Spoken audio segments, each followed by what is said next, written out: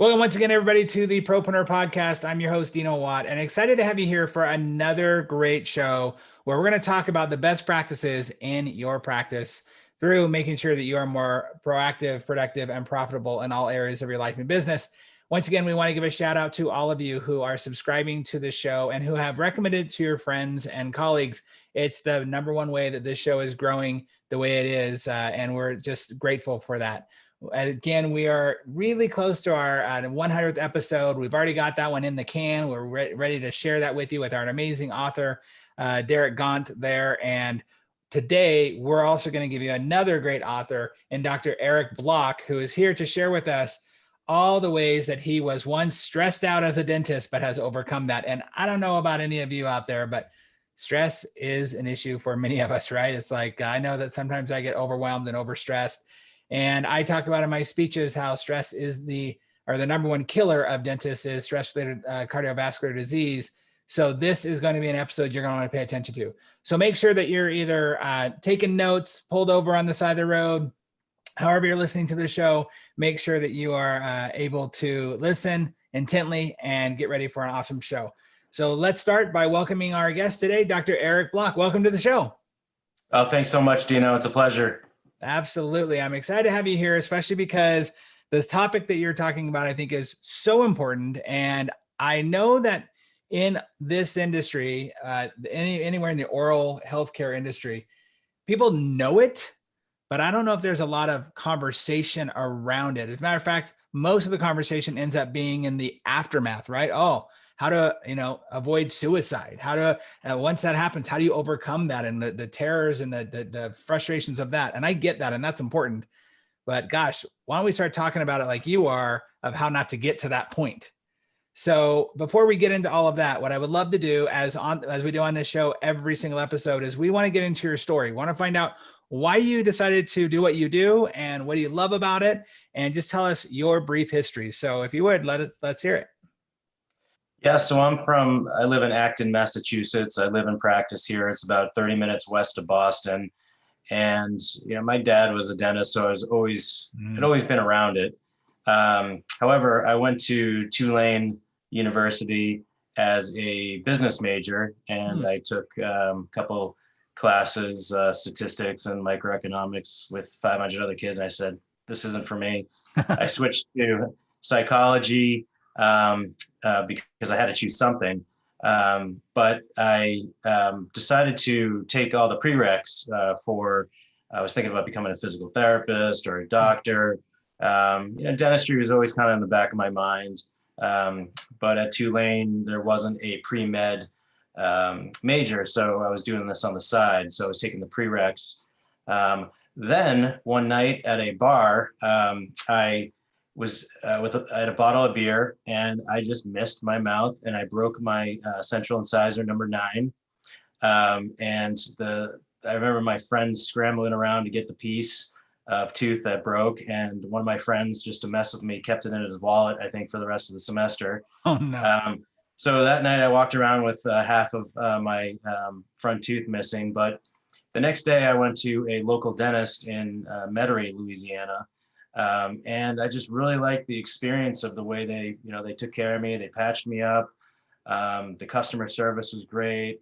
And that kind of got me thinking, maybe dentistry is a route that I would go into. So I started hanging around my dad's office. He's now since retired. And I started taking the rest of the prereq classes. I took a year off after Tulane to catch up with the prereq classes, take the DATs. I taught tennis. That was my year off. Wow. I saw the brochure of Nova Southeastern with palm trees on it, and I said, that's where I need to go to dental school.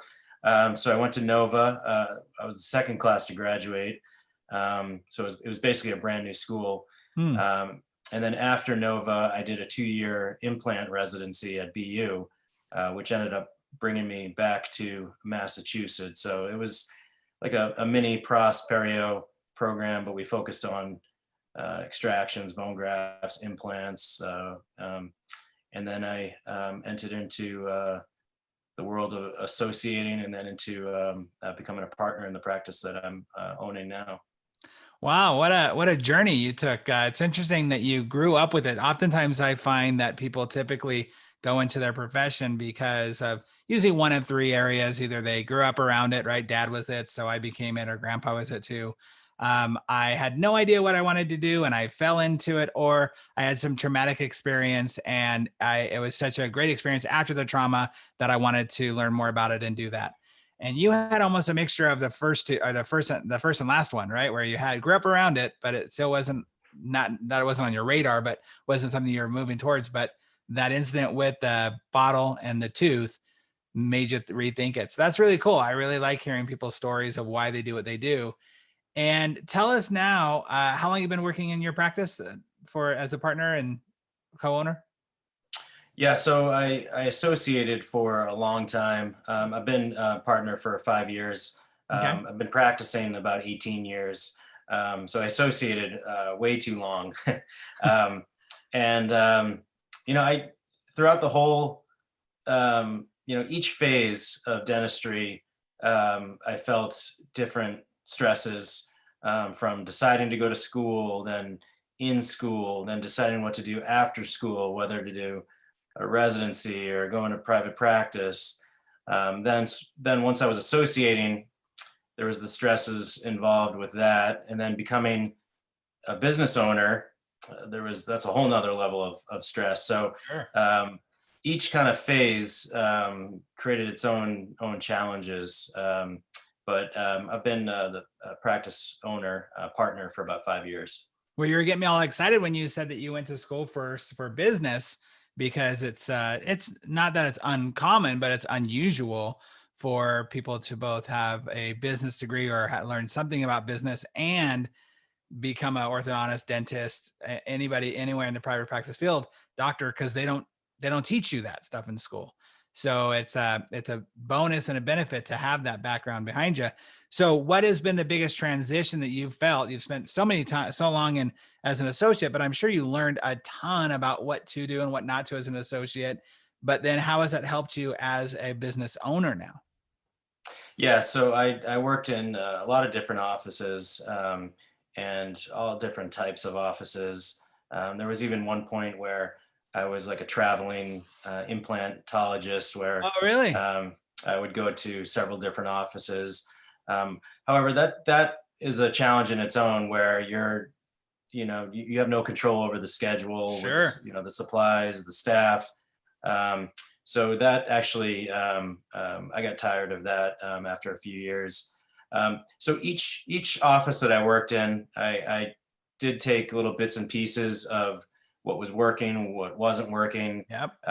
and tried to bring those systems to, when I did become an owner. I wanted to bring those along, what I had learned along the way. Um, However, when I became a practice owner, I was shot out of a cannon, and I wanted to do all these changes and do everything now. And that was not the right way to go about it, especially the staff onboarding. A lot of these staff members were legacy staff members, or still are, Hmm. Hmm. and they were used to a certain way, a certain style of system. And I was so eager to come in and do all these changes. I wasn't new to the office. I'd been associating there for many years, but Right. I wanted to make a lot of changes. And I didn't explain the why I wanted to make these changes. And there was a lot of resistance, and people fear change and they didn't want to change. So um, I learned a lot from associating in the different offices, but my way of adding those to my becoming an owner, I didn't quite go about it the way that, if I could go back, I would have done it differently, and kind of eased into things and explained the why to the staff and got the staff more on board of why we were doing some of these changes. They're like, who are you now? All of a sudden, you were, associating, and all of a sudden now you want to change things up. And I hear that from whether you are an associate in that office beforehand or the new doc coming in who just acquired that business. I mean, I love I use the phrase as well, legacy. team members, right? Like they've been there so long, why change things up? They're going to be the hardest ones to shift. I was doing an interview I want to say 2 weeks ago with Jill Allen, who is a consultant in the ortho space. She does startups. And I was talking to her about, this very problem. When you go in and you acquire a new practice, obviously one of the challenges, the team members are already there. And she said she has a process that she puts everyone, no matter how long you've been there, when there's a new doctor that takes over, everyone's on a 90-day probation period from there. And then that if you aren't a fit for the culture and the team and what the doctor wants in those 90 days, then you're out of there. And she says, I know it sounds kind of harsh, but that doctor has got to be able to establish who he is. And those team members have got to understand they've got to transition as well. So I know it can be really difficult. Let's talk about that, because the stress of team members and staff is real. Like that can cause a lot of stress when you're someone who has not been really trained on human relations or emotional intelligence or how to deal with, different attitudes. The reason I got into this industry in general was I had a doc I was working with, he and his wife and their marriage. I used to do that a lot, where I would help people have better relationships and that were professionals.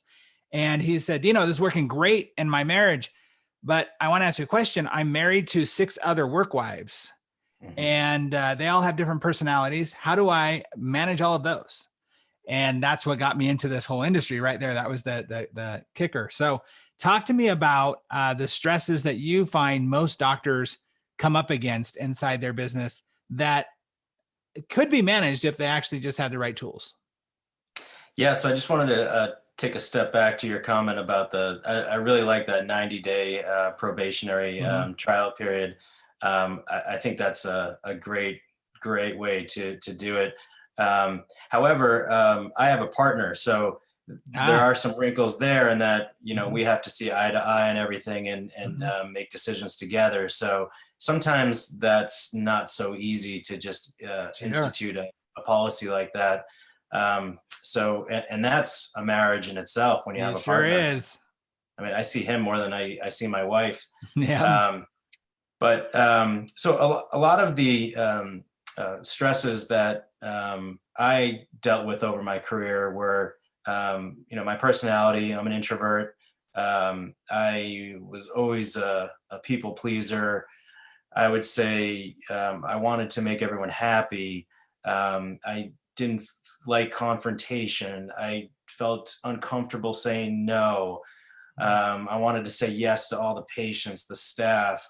And I wanted, everyone to, I wanted to be like that fun, the fun, cool guy. And I was saying no to myself a lot and yes to other people. So one of the major ways that I really, I really suffered from anxiety and burnout, and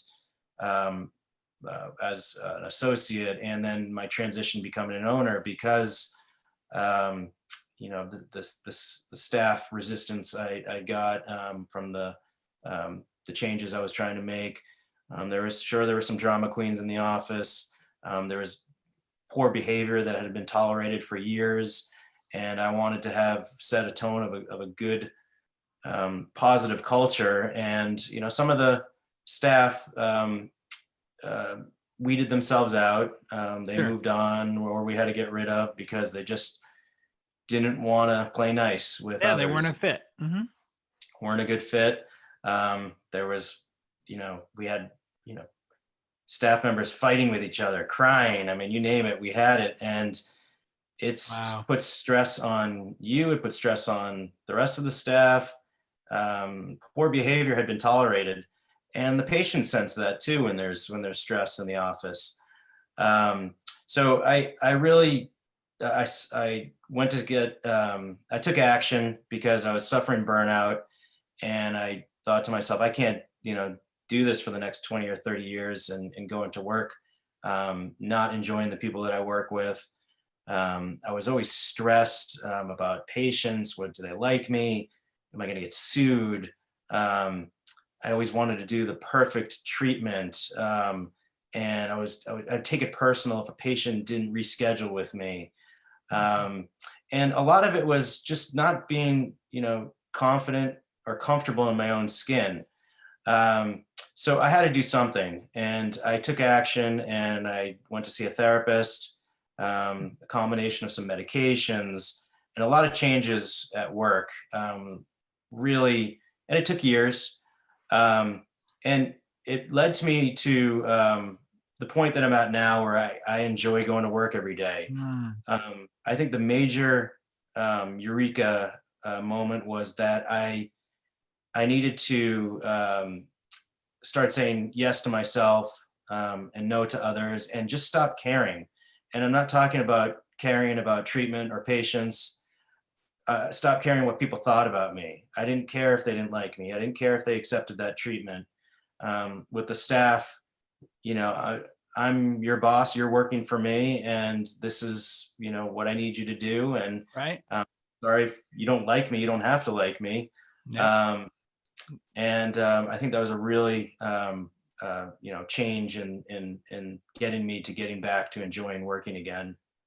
Well, that's really important. I talk about this concept often around force, right? Sometimes we're trying to force an issue, whatever it is in our life, but we can use this in our practice that when we have force, we automatically have resistance, right? Imagine force up against a block wall. You're going to have resistance up that block wall, and that's going to create tension, and that tension is going to create paralysis. And so whenever I see a practice that is really stagnant and is not really moving the ball forward the way that they want to be, it's usually because if we go all the way back 3 steps, there's something that people are forcing other people. There's a forced dictatorship, if you will. And there's not this feeling of, no, we want you to be here because you want to be here, and you want to, you need to follow the core values. You need to want to be going towards our vision because we're the ones ultimately in charge of that. But I want you to force you to be here. I want you to want to be here. So I'm assuming this is what then created the desire to write a book. And I got to tell you, first of all, I love it when people write books. I think not only are books a great way to get out of your head, the thoughts and ideas in your head out of it, and to share with other people. But you said you had some children. Is that correct? Yeah, I have 2 kids, Okay. a 5 and 7-year-old. So you're leaving them a gift too. And this is what I don't think a lot of people think about with the books is you're letting them and your grandkids and your great grandkids and stuff, as soon as you have this book published, you're going to let your whole posterity see a window into your mind at this point in your life. And that's something that is so powerful that not a lot of people think about when it comes to a book. So I love it. I want to hear how this book came to be and why you decided to sit down and take the time to write this. Yeah, I really wanted to, because I speak to a lot of friends and colleagues, and I go on Facebook groups a lot and Dental Town. And there's just a lot of stories out there where, dentists are struggling with mental health and burnout. And it's a very stressful profession, physically, mentally. We come out with basically no, business knowledge. I think I had an hour of business class in dental school. So we're entrepreneurs, we're clinicians, we wear a lot of hats. We're dealing with staff. Now you add in the pandemic, and it's a whole, you add that into, and all the young, the kids coming out of school now, the amount of financial stress they're under, with all the loans that they're coming out with. Yep. So I was in a dark place, and I really regretted my place in the profession. I had regrets and doubts, and the most important thing is I said I need to do something. So I took action. I took some steps, and made a lot of changes. And I just wanted to kind of tell my story. And if there's dentists out there, some of my story may resonate with them and help them, and kind of get out of that dark hole and get back to enjoying dentistry and dealing with, working with patients and the clinical side of things. A lot of it, also my joy and, happiness came from changes such as we switched from traditional polyvinyl impressions to a digital scanner. So I enjoy doing crown preps more than I did before. It's something that makes me happy. Mm. I do more CT scans and a digital workflow for implants. So that makes it so much less stressful, and it makes me happy and enjoy doing these procedures. And also the confidence where if a patient is not a good fit for me, or if they don't agree with, my treatment and they leave, that's fine. It's not going to ruin my day. I, gave them the best options, and um, I don't get upset when, if a patient um,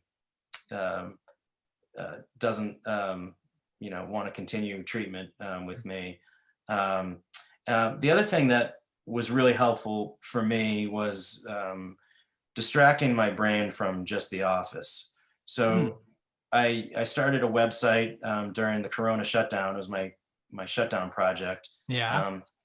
It's called dealsfordentist.com, Uh-huh. and it's basically a free marketplace where dentists can go on for free, and it's ungated. There's no membership, and vendors place promos, and I'm connecting Oh, dentists to vendors. So a dentist, especially young dentists, can go on and find new customer offers, and I'll connect them with the dental company. So that website was a major distraction from the office. So it just got my mind off of the yep. office because I had something else going on. Um, from there, I actually started a podcast Oh, um, nice. called the Deals for Dentists podcast. Uh-huh.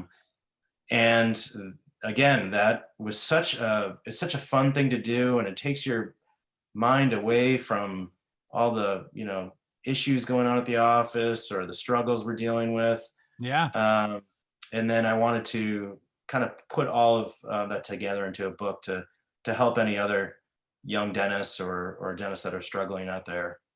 You mentioned earlier about like some changes you had to make. Would you say that those were kind of the biggest changes, or was there something specific that you really saw helped you turn the corner and get out of that dark space? It was seeking therapy, Oh, nice. kind of figuring out, what makes me tick. Of course, they always it goes back to, a lot to your childhood, Sure. but I had to get comfortable in my own skin. I couldn't be always saying no to me and yes to everyone else, Hmm. and try to please everyone. Um, so I started to it took a while. There were some confrontations with some staff members. I brought in some consultants and coaches into the office, Nice. let some staff members go, and just really got more comfortable in my confidence in me, Hmm. my skills, my patient presentation when I talk to patients. Um, and if a patient, doesn't, accept the treatment, or a staff member is um, unhappy with something, I don't get too upset about it. I, Good. yeah, that was one of the major changes internally. I think that's great. I tell people all the time, you got to get over the idea that people saying no to you makes your treatment any less, and that same way them saying yes to you doesn't make it any better. It's just a Right. choice they're making, and it's totally okay. It's a good thing to do. Obviously, this, everybody listening knows this. I don't know if it's always common focus, although it is common knowledge that obviously if you're in that dark place in your business, it's affecting you personally too. It's affecting your relationship with your spouse. It's affecting the way that you're showing up as a parent. How do you how do you see that the shift in that for you in the positive? Like what's different in your personal relationship when it comes to how you feel about yourself? How are you showing up better as a dad? Yeah, just in generally, I was really stressed out, a few years ago, and that's all I could think about was the Mm, office, the office, the office, the office. And as an associate, um, you have different stresses. You're trying to hone your skills. You're dealing with someone else's staff under someone yeah. else's roof, and you're trying Don't to, have a lot of say in things and yeah. yeah. But as an associate, once you leave the office, you leave the office. You may be thinking about some treatment. What if this case didn't go as well as I had planned? But typically you leave the office. As an owner, you never really leave the office. When you get home, you're still thinking about Yeah. the staff, the HR, insurance, and that's all I could think about. So the changes that I made, it really allowed me to just be less distracted at home and happier. And so what did you implement for yourself, both physically, mentally, emotionally through this change to help you not fall back into that dark space? Because I feel like sometimes that, the world is conspiring against you. Maybe someone is out there is like, yeah, I was in a really great place. I got into a good place. And then all of a sudden COVID hit, or, Yep. I dealt with COVID and then all of a sudden I get back and I can't find any good team members to hire right now. I thought I'd be able to find better team members, or I have team members who won't come back. And so I'm short staffed, or like, what processes did you put in place to make sure you didn't get pulled back? Yeah, really, these other projects that I'm working on, the book, the podcast, the website, those have really, your brain can only, you know, occupy so much. And if you're just doing one thing and you're just focused on just the office, then I think maybe, yes, I would have fallen back into that. But I started creating other projects for myself, some other avenues. And I wake up and I'm excited to, every day to work on my website, the podcast, now the book. The days that I'm practicing and I'm going to the office, I enjoy those days. So I think having a good mix of things you're interested in. I got back into, little things too. Like I got back into playing tennis and Oh, I really good. enjoyed Yeah. that. And, just trying to keep your brain occupied was really, really helpful for me. I think a lot of times we forget that we are holistic beings that need holistic, cures. We need to be able to not just be the owner of a business or the dentist or even the dad or the husband at certain times. We got to remember we're an individual person and we need to fill up our bucket. And if it's tennis, it's tennis. I tell doctors all the time, I wrote about in my first book, even, you need to have something inside of your office that is a touchstone that reminds you of something you enjoy, you're passionate about. I have a doctor in Arizona who grew up as a dancer. She was a ballet dancer. She doesn't do it anymore at all. She's hasn't been at a dance floor in I don't know how long. But in her office, when you walk in, she's got this beautiful painting of a ballerina under the spotlight. And it just helps her connect with who she is when she walks in there. So Yeah. I think little things like that are so important to do. So if it's tennis, if it's golf, bike riding, whatever, make sure that happens.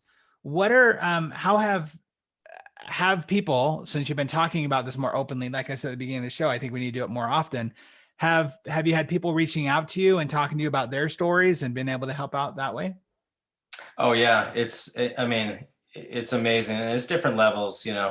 Some people are in a different phase of their career, whether they're associating, whether they're just getting out of school, or whether they just quit the profession in general. I mean, it's all over the board. But I've talked to so many friends and colleagues, and I feel like the common theme is that at some point during their career they suffered from anxiety or some type of burnout. And people had different ways of coping with that. Others left the profession, others are still suffering from it. So yeah, I've talked to a lot of people about it. I'm going to put you on the spot here. I don't know if you know the answer to this or not, but might as well have fun and play with it. Are there any, like, if somebody's listening right now and they recognize themselves in what you're saying, maybe it's the stress or the burnout feeling, any quick tips that you could give to say, hey, do this like this week, do this tomorrow to get on the path to pulling yourself out of that dark spot? Yeah, I think that first realizing that there's a problem, first realizing that there's stress, there's anxiety, there's burnout is number one. Number two is take action on that problem, whether it's maybe cutting down your days, maybe not working on certain patients you don't feel comfortable working on, or certain procedures that you don't feel comfortable or stressing you out. uh, take action, do something, because it's not going to go away and it's probably going to get worse. And try to get comfortable in your own skin, and make yourself happy. If it's, buying that expensive piece of equipment that maybe doesn't have that return on investment, but makes you happy, then do it. You Mhm. want to go into work, enjoying the profession, and also working with people you enjoy working with. If there's that person, that bad apple that's causing you stress at work, then and you're the owner, then I would move on from them. Absolutely. I've said it more than once on this show. Look, if you have I use the analogy that if you're walking into the office in the morning and that person who stresses you out or you don't think is a good fit says good morning to you and you say good morning back, but in your head you're thinking, boy, I wish you'd quit. That is not on them. That's Right. on you. They have no clue. They're going about their day, doing their thing. No one's stopping them from being a jerk if they're being a jerk. No one's stopping them from just doing the wrong thing if they're doing the wrong thing. And yet you're the one who's allowing that behavior to continue or that relationship to continue. And so, in your own integrity, give yourself the opportunity to let them love them into another job, like love them enough to say, this isn't going to work out. But I want to back up to something that you said here, because when we talk about the stress and anxiety, I think so much of it comes from not being willing to say no when you want to say no. So you just said, if there's somebody that's you're uncomfortable working on or a procedure you're uncomfortable doing, then don't. And I immediately thought of how many doctors, and I'll probably put myself in there as just as a business person, you fear saying no because of the ramifications of what might possibly be, other than somebody might be upset with you. And that's okay. You can live with that. But how did you get okay with, or are you still working on getting okay with saying no? Oh, I'm totally comfortable with it now because I feel like saying no to them is saying yes to me. Mm, And there's a if there's a procedure that I don't feel comfortable with, or a patient that I just don't feel like is going to be a good fit for me. And it's always tough, if you're an associate, you're under someone else's roof and you're trying to pay the bills and you have loans and you want to try to do, as much as you can. You don't want to disappoint the owner. So it's a little more challenging as an associate, but as an owner, um, I'm very comfortable saying no to a patient, and I do it very nicely. Um, um, and I just this is a little bit beyond my comfort zone, or this isn't quite a good fit. I have a great, someone great I can refer you to, or maybe it's someone else in my office that they can work with. But I'm saying yes to myself because I know that if I end up doing that procedure to please them, that may cause me stress, yeah, and it's not worth it. absolutely. 100%. Wow. Well, this is great stuff here. I wanted to ask you, as you're building your business, as you're going through with your partner, like you said, it is a marriage the same way. What's You've got some things going on that seem to be going well with your book and with your podcast, with your with deals for dentists. What's not working? Where are you finding some stress right now? Because I know a lot of people can relate to, yeah, we got some stuff going on, but nothing's perfect for everybody. So where are some stresses going on in your business right now? Oh yeah, Dino. Right now, the doctor's schedules are slammed, Mhm. but the hygiene is really tanking. We're really having to struggle with the hygiene schedule, and it's just getting over that barrier of um, patients not wanting to come in because of COVID. They're putting off their cleaning, so we have a lot of holes in our hygiene schedule right now. How well are you guys doing about educating them on what you do to make sure everything's safe? That's such a great point. So what I think I'm going to do is create a video of Mhm.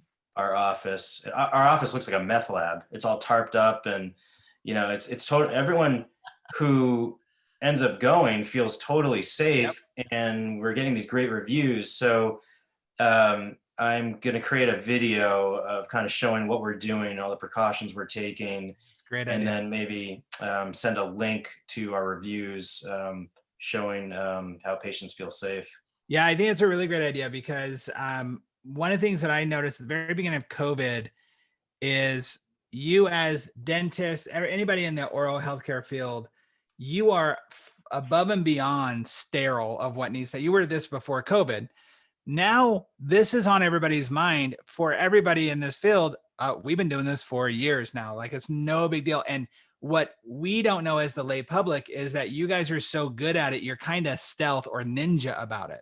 Mm-hmm. So our thoughts are as the public going, okay, so I'm going to go in there. They're going to use these drills on me. How do I know that they're as sterile as they should be?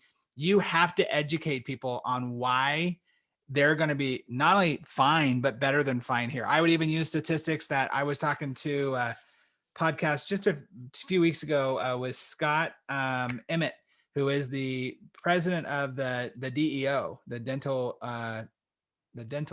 Entrepreneur Dental Organization, I think it is. Mm-hmm. Dentist Entrepreneur Organization.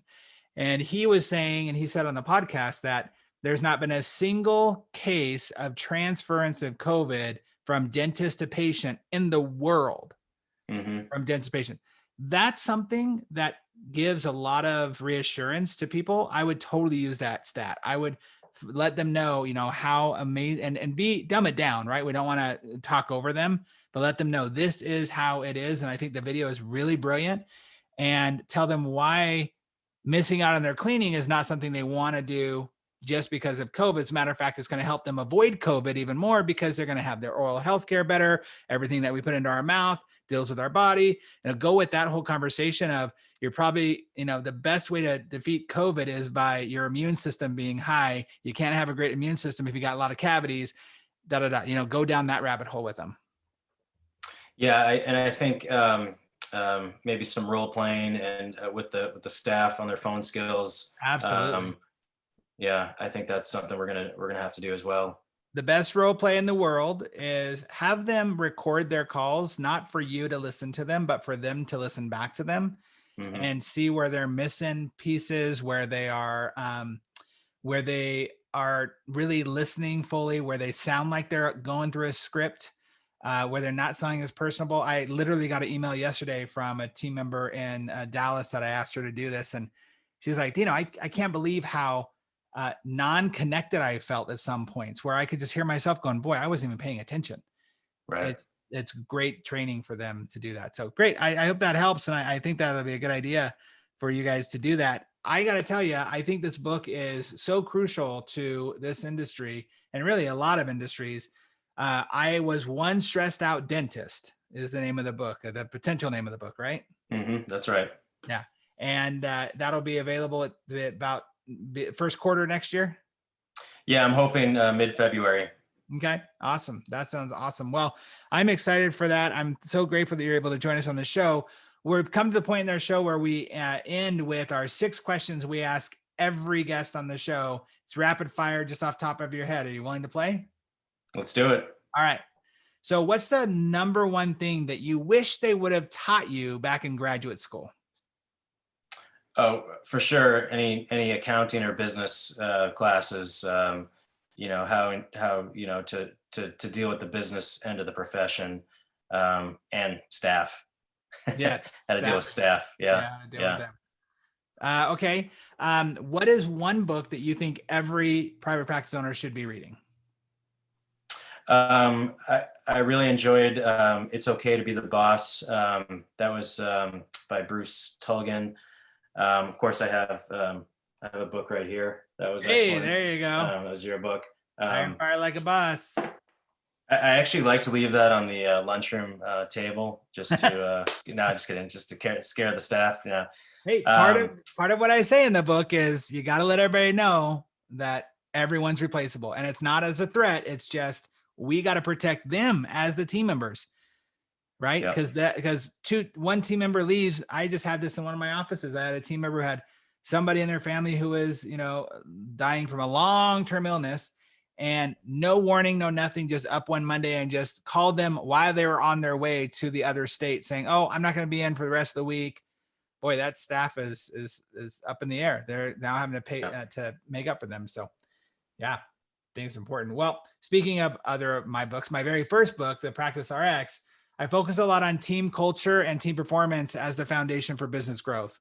So as an owner of a business, what do you see as your biggest challenge that your colleagues and you talk about when it comes to teams and their office culture? Yeah, I learned so much by learning from my mistakes, and it's communication with the staff. Like I said earlier, explaining the why, good job descriptions, setting your expectations of the staff members, and as an owner, lead your staff. Don't let them lead you. Being a good leader is so important, and to set the tone of the culture. I set the tone uh, pretty early on that I don't, I don't let drama or whispering or anything like that affect the team. You have to come in, you got to be ready to work, and you got to be positive. Yep. So important. Got to have that positive mindset as you're walking in there. So before we get to the last two questions, the next question is, how do people get a hold of you and how can they connect with you if they wanted to know more about you? Definitely the Deals for Dentists is a open source for these dentists as well, but how can they get a hold of you? Yeah, so right now, info@dealsfordentist.com is the best way to get in touch with you. That's my email. Okay, cool. Well, I would suggest everybody go to info at Deals for Dentists right now so that you can say, hey, let me know when the book is available and you can get on that list there to get that as soon as it's ready. Mhm. Number 5, what is the best advice that you've ever received in life or in business? I think one of my professors at BU said that smart people learn from their mistakes, but smarter people learn from other people's mistakes. Mm, Um, Unfortunately, I was not in the latter category. I learned from my own mistakes, but um, I really think that was great advice. But for me, I wasn't the one in school that you know automatically got everything right away. It took me my 10,000 hours to really hone my skills clinically and also patient wise, how to talk to patients. So, it took me a long time, but that was a great piece of advice that I had heard. absolutely. I like that. That's very good. Last question is, what's the best resource or tool that you believe every private practice owner should you be using to grow their practice?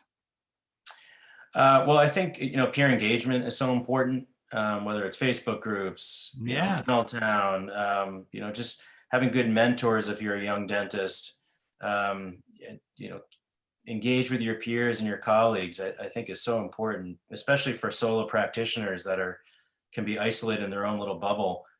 Getting out there and talking to your peers and realizing that you're not the only one that's dealing with a lot of these issues, and you can learn from other people's mistakes and see what they're doing, what's working. So I think just getting out there and networking. absolutely. I love it. This is so smart. Well, I'm a big fan of that, of course, with my Propreneur network and with the study clubs that I speak at. I think it's so important for people to do that, whether it be online, offline, I don't know, carrier pigeons. Make sure you're connecting with other people in your life. It's so important. Well, thank you so much, Eric, for being here and being part of this show and giving us so many good gems that we can use inside of our businesses. Really appreciate it. Thanks so much, Dino.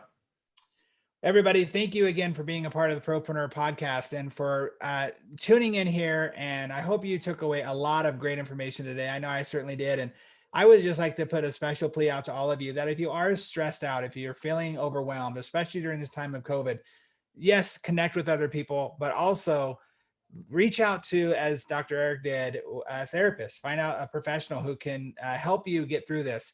Just like you don't want your patients to try to do their own fillings or to try to fix their teeth by themselves or what they learned on YouTube, you don't want to be dealing with your own brain by yourself or just talking to a friend who doesn't really know what they're doing. Talk to a professional. So that's my plea for all of you because it is that important. We need more healthy doctors mentally and physically as well. So thank you, Eric, for bringing this subject to light. Really appreciate it. And everybody, thank you again for tuning in to the Propreneur Podcast. Remember, our goal here is always to help you be more proactive, more productive, and more profitable in all areas of your life and business. We'll see you on the next episode, everybody.